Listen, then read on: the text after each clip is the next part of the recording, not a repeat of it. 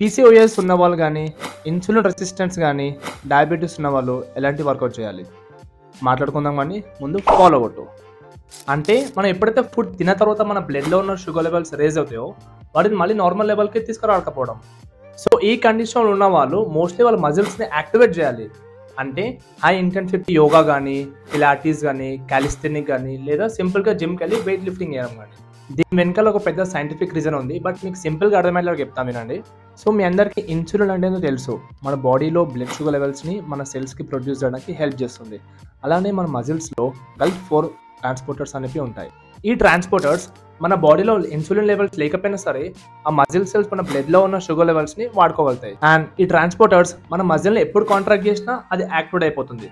So ఎప్పుడైతే మీరు జిమ్‌లో వెయిట్ లిఫ్టింగ్ చేస్తారో, ఆటోమేటిక్‌గా మీ బ్లడ్‌లో ఉన్న షుగర్ లెవెల్స్‌ని మీరు వాడుకుంటున్నారు. సో దీనివల్ల పెరిగే మజిల్ వల్లనే మీ గ్లైసెమిక్ ఇండెక్స్‌ని మీరు కంట్రోల్ చేసుకుంటున్నారు. పీసీఓఎస్